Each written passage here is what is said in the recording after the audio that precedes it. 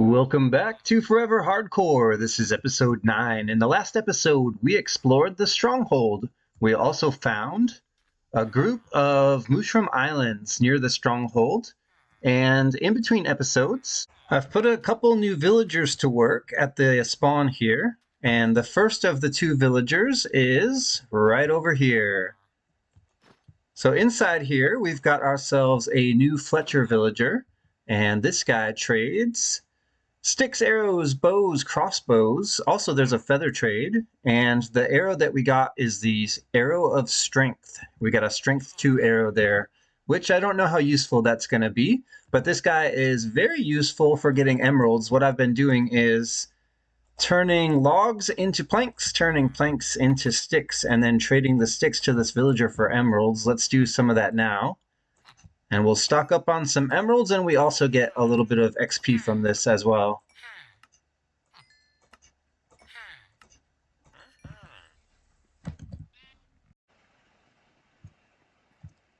The other new villager I've been trading with is right down here by our zombie XP farm.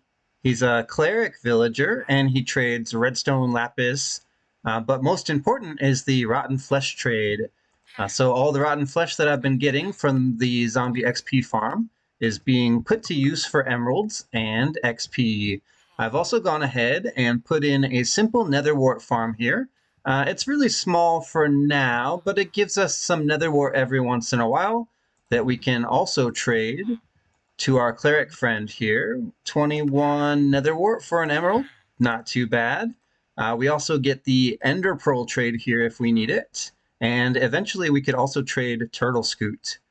Plus, one of my favorites is to purchase these bottles of enchanting every once in a while, and just to keep them on hand so that we can get our XP up or repair tools if we need to.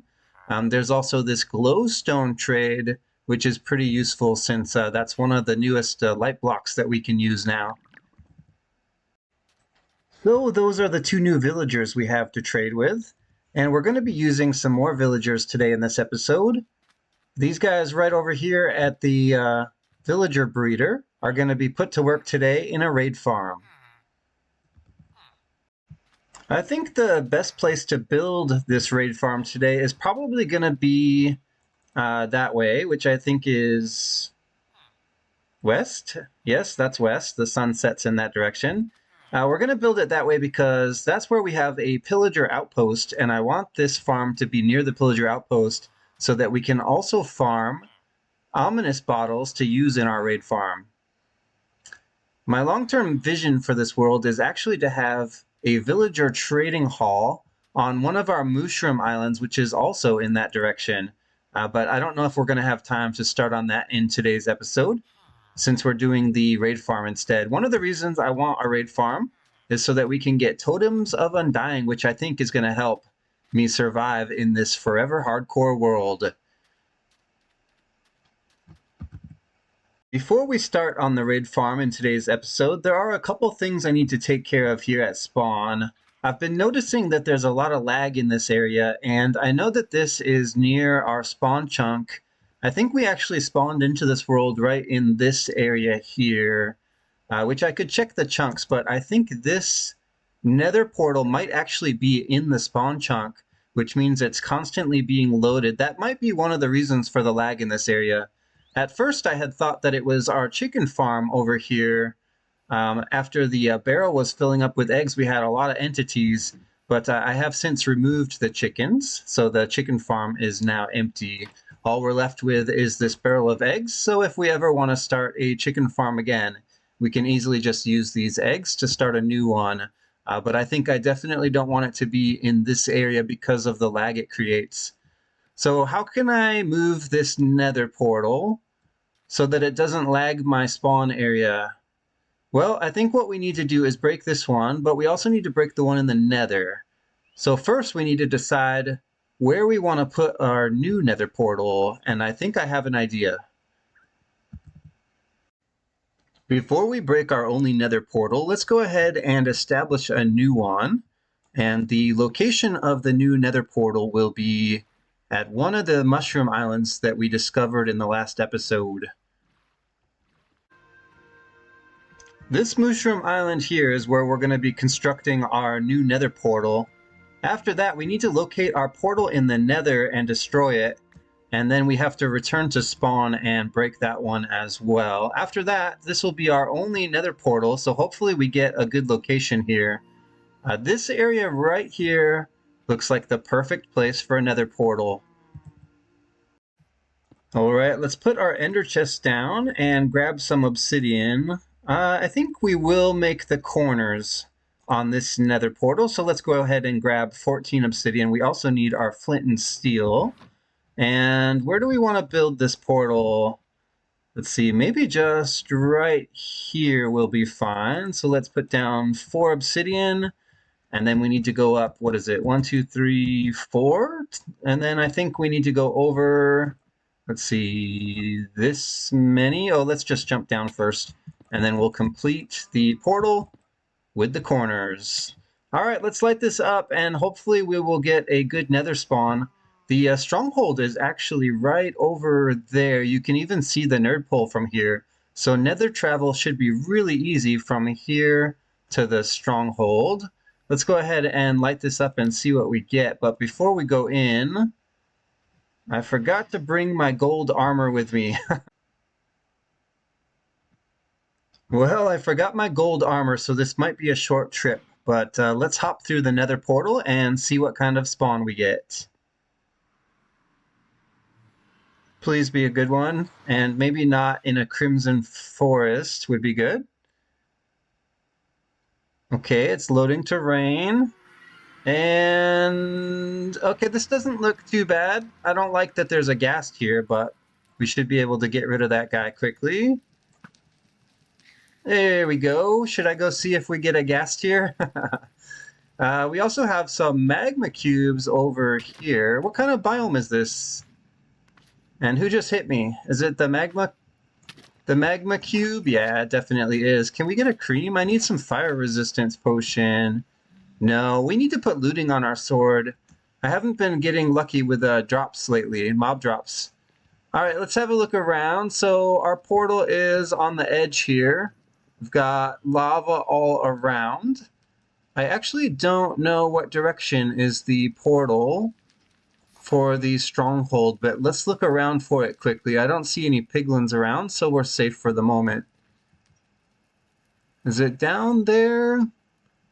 I can't see it. We might be at the wrong Y level. Here, let's take a look on this side over here. Oh, another ghast. I see an enderman as well. Let's get rid of this guy. Okay, nice. I should probably go and see if those guys are dropping ghast tears. We're going to need them eventually.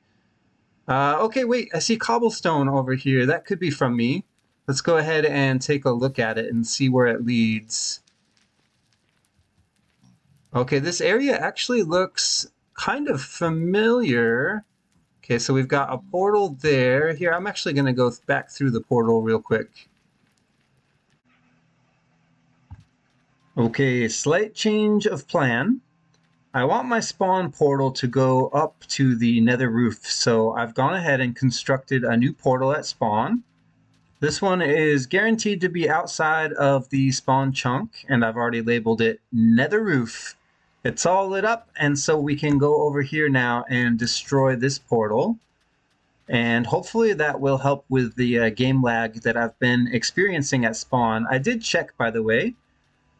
I pressed, what was it? Control F3 and G brings up the chunk borders, and as you can see here, our portal is just inside this chunk here. We spawned in somewhere around here, so I'm pretty sure that this portal is in the spawn chunk, and hopefully getting it out of here is going to help with our lag. So let's go ahead and destroy this portal, and I'm going to recycle the obsidian as well. We're going to go up onto the nether roof, and hopefully that portal that I just constructed over there links up with the portal in the nether. It's okay if it doesn't, though.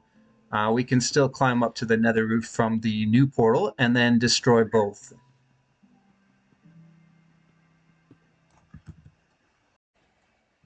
Okay, this portal is gone. Let's go ahead and jump through the new one, and we'll see where it goes in the nether. After that, we need to dig all the way up to the roof and find a section of bedrock that is 1 block between the roof and the nether ceiling. Here, let's jump through here quickly. And then we need to place ladders and throw an ender pearl to go up on the roof. Okay, perfect. It did link up with the old portal. And so we can actually remove this portal now. And I am going to recycle the obsidian here as well. And then I need to get up to the roof. So I need to find a good place to mine straight up.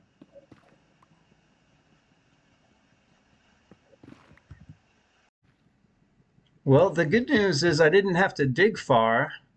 The nether ceiling was just a few blocks above our nether portal here, and I've already found the target block that I need to get onto the nether roof, which is Y level 127. If I look at my F3 screen, I can verify the targeted block is 127. So this is how we're going to go through the nether roof. I've got an ender pearl in my hand, and if I climb the ladder and aim the ender pearl right at the top, I should be able to get through. Hey, there we go. We're up on the nether roof.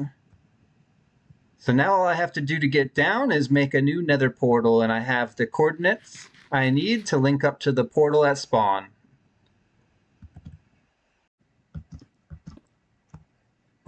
We are going to make a full nether portal up here on the nether roof with the corners and all.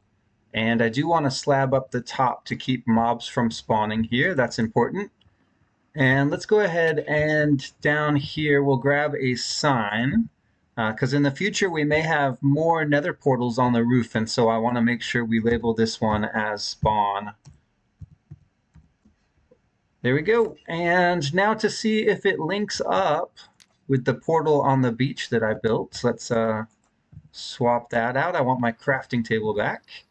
And let's head on through our new nether portal on the nether roof. Hey, excellent. It is nighttime. Whoa, look at all that lag. All right, that's okay. That's the first time we've used this nether portal. The beach is fairly well lit up near this portal, so I'm pretty happy with that. Let's go ahead and sleep the night away. With the spawn portal moved, this seemed like a good place for a little lava farm. These are just deep slate bricks here, and in the back I've just used a couple of bone blocks. And of course with the pointed dripstone, we can get the lava sources up here to fill the cauldrons down below and fill our buckets with lava.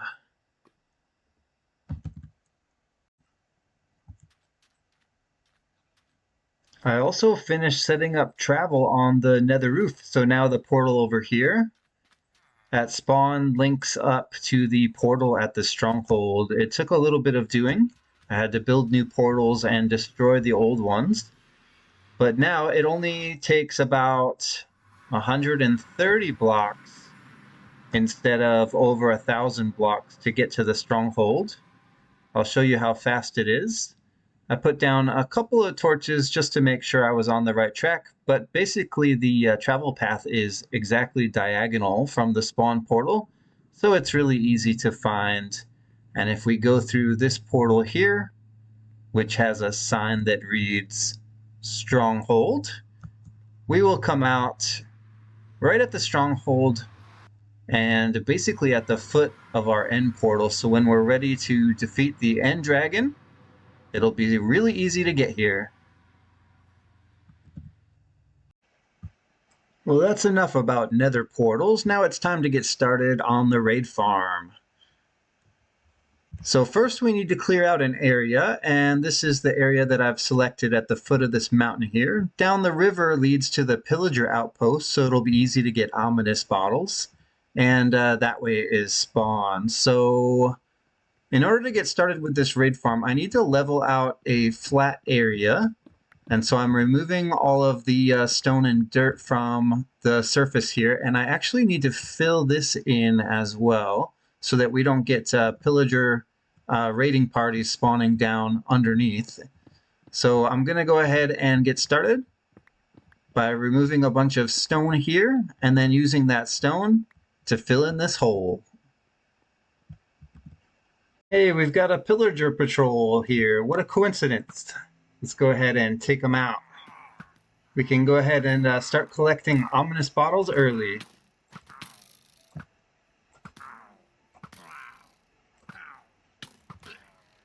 Is that it? That's all the guys? Hey, there we go. We got a bottle. Which one is it? Bad Omen 4. All right.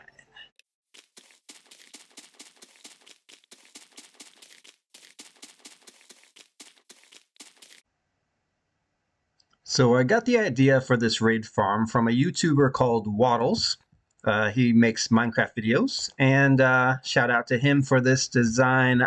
I'll tell you what I know about it, though it may not be 100% accurate, but the hole behind me is 13 by 13 blocks. It's a square, and it's surrounded by trapdoors, as you can see, and that's so that the mobs will pathfind in. Inside, you can place a water bucket, and we will be doing that in each of the four corners, and the water should flow to the edge like that to push the mobs down inside. Right here, there's going to be a lava source, but we need to place in the fence gates for that. You have to use non-burnable fence gates, obviously. But here is for the Ravagers, because they will clog up the system, and we need some way to get them out of the farm.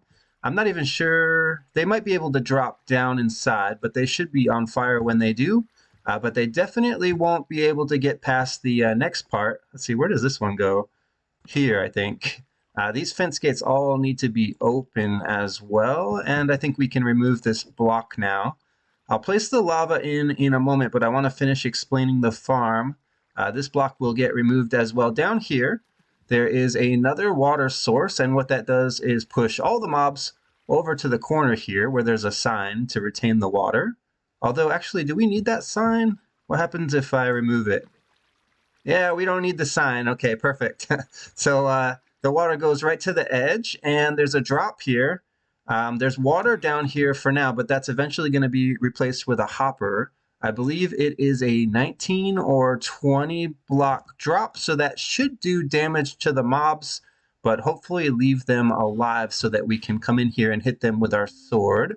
That's the way to get the best loot drops, and of course, if you have looting 3 on your sword, you'll get even better drops, which will be collected here in this large chest. I just need to place a block right around where this torch is so that the mobs can't reach me. Behind me, there is a fence and fence gates. This is where the villagers go. I have one villager inside already, and there are 2 beds and 2 workstations. Now, I think you can do this farm with only 1 villager, but I'm going to be using 2 just in case. And there's also a chance that what you need down here is a bell, which I don't have at the moment. I want to see if I can get the farm to work without the bell, but if I have problems, I'll go and grab one from a nearby village. All right, so this is the way in and out of the farm. It's just a ladder that goes back to the surface, and there's a trap door on top, of course, so that we can get in and out, but the raiding party mobs shouldn't be able to get into us as long as that trap door is closed. Before we place in the lava, I want to go ahead and get that second villager inside. So what I'm going to do is put a workstation here, and we'll get this villager down here, the second villager, out of the boat. There we go. And if we help him up, he should pathfind to that workstation, and then we can just move the workstation to get the villager where we want him. There we go. He took the farmer job. And if we move this over here, the villager should pathfind to it again. To get him into the farm, we just need to do this again down here. And he should pathfind over the trapdoors, or maybe not even.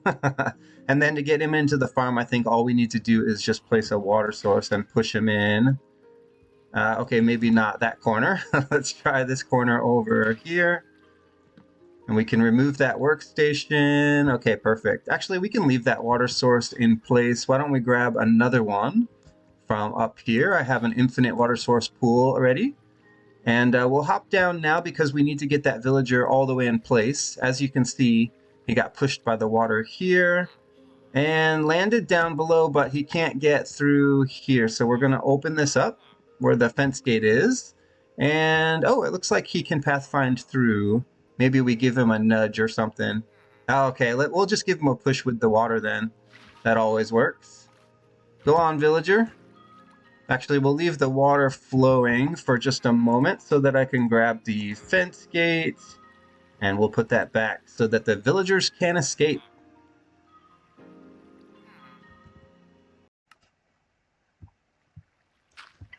Now that the villagers are in place, let's see about getting this lava source in. What I don't want is the lava to go down there where the water is.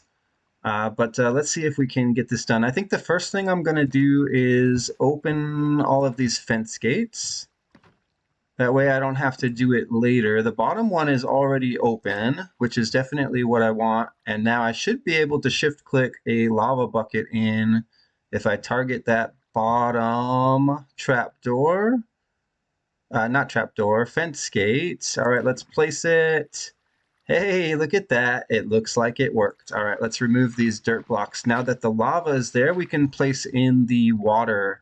We'll start in the back corner. And we'll use our infinite water source up here to grab another bucket. We need one in each corner. Once we've completed that, I think we just remove this block here. And we can probably still shortcut through the farm since there's a water source down below. Let's get a water source in here. And I think I am missing a trapdoor, maybe here on this corner, but it shouldn't matter. Here, let's get that block out of the way. We'll place in some water here.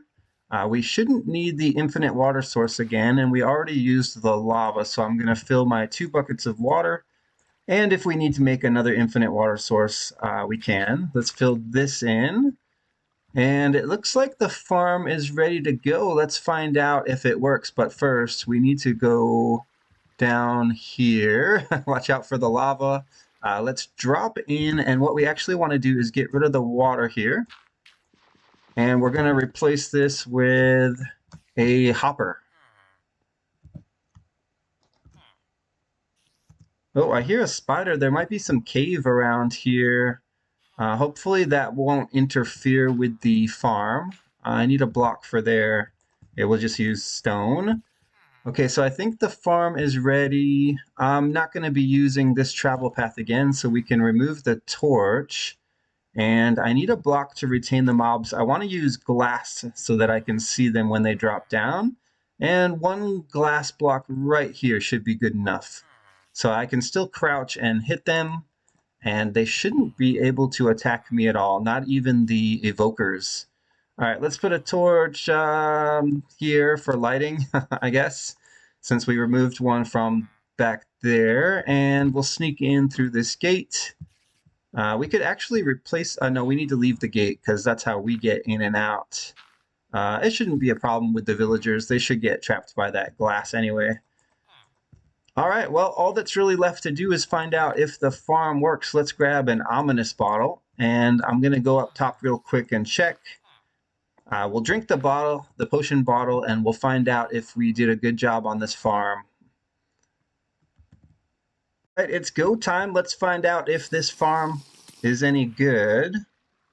We'll take that ominous potion bottle there. And it's going to take a minute for the raiding party to load in. I think they spawn approximately 32 blocks away, but they should be able to pathfind to this direction. It's the villagers that they're after. Let's make sure the trap door is closed, and we'll head down here to where the villagers are. I don't see the, we won't be able to see the raiding parties come in, but I'm going to wait for them to come down here. We're right near the villagers, so the raid can start anytime now.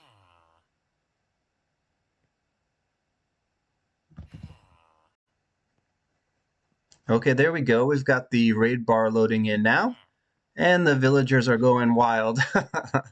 I don't think an iron golem can spawn down here, but they do seem to be afraid of something. I guess there's some bad guys coming. I didn't really expect this reaction from the villagers, but I guess that is what they do in the village during a raid as well. They panic.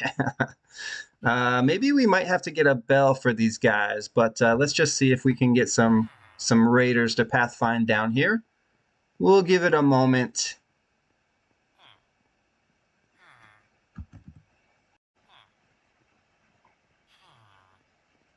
The first raiding party is usually just a couple of pillagers. So if they can make it to my farm, we should see them show up shortly.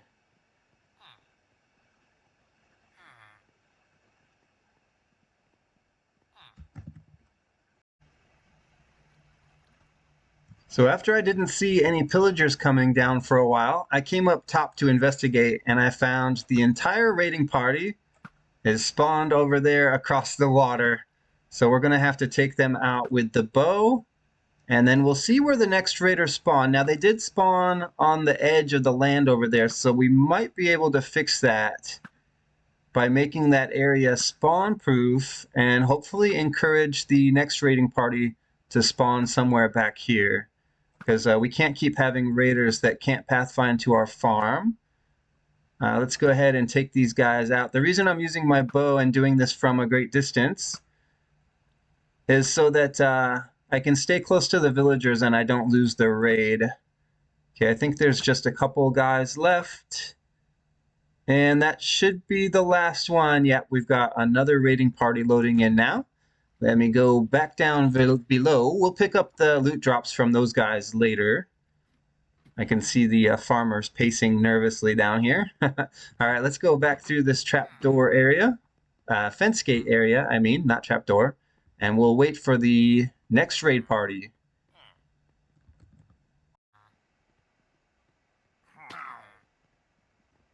Yes! Finally, we have some raiders in our farm. Oh, that's so easy from here. They don't even aggro on me from when they fall, so hopefully that'll be true with the evokers as well. Yeah, even the witch doesn't seem too bothered that I'm here. And there should be a ravager up top taking damage on the lava as well. There are 2 raiders remaining. I didn't see an evoker yet. Okay, only 1 now. I'm really hoping we can get some totems of undying, but it looks like we didn't get an evoker there, and we've got the next raiding party loading in now.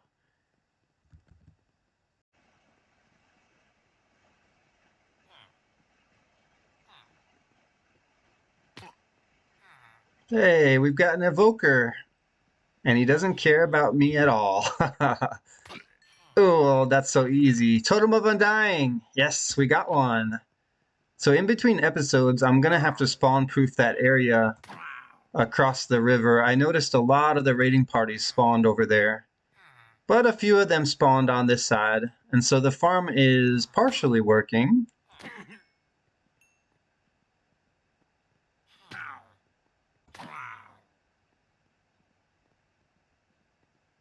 Six raiders remaining. Will we get Hero of the Village after this? I don't have looting 3 on my sword, so I'm not getting any extra loot drops from this. But it still seems to be quite an effective farm.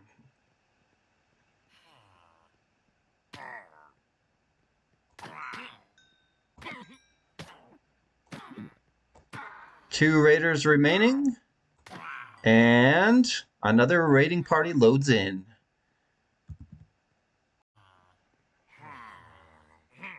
The raid bar looks weird, but I've just been letting the raiders drop in. There are so many of them now. They look like mostly pillagers in there. A couple of vindicators, I think. Here, let's get rid of them. Oh, looks like there was an evoker in there. I saw a totem of undying drop. Hey, another evoker. And it looks like there are just 2 raiders left. I wish I could see what's going on up top, but I think we should wait patiently for them. Looks like we have a total of 3 totems of undying now. Ooh, another evoker. Nice. 1 raider remains. Will we get Hero of the Village next?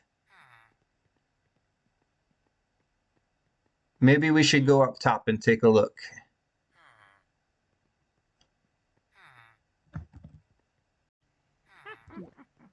Oh, no need. The last raider just dropped in. And it looks like we did it. We got Hero of the Village.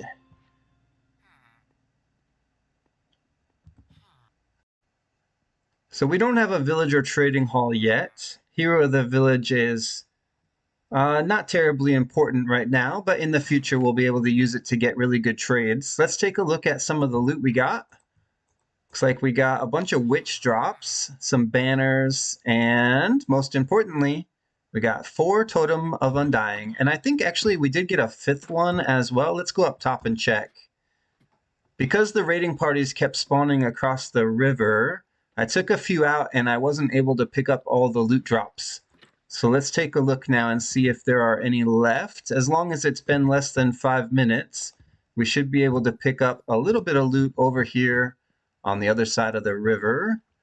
I actually don't see anything here though. It's possible that we waited too long.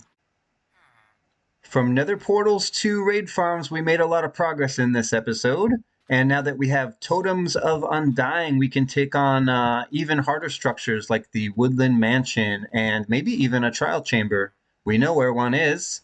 But that's going to be the end of this episode of Forever Hardcore. Thanks for watching, and I'll see you in the next episode.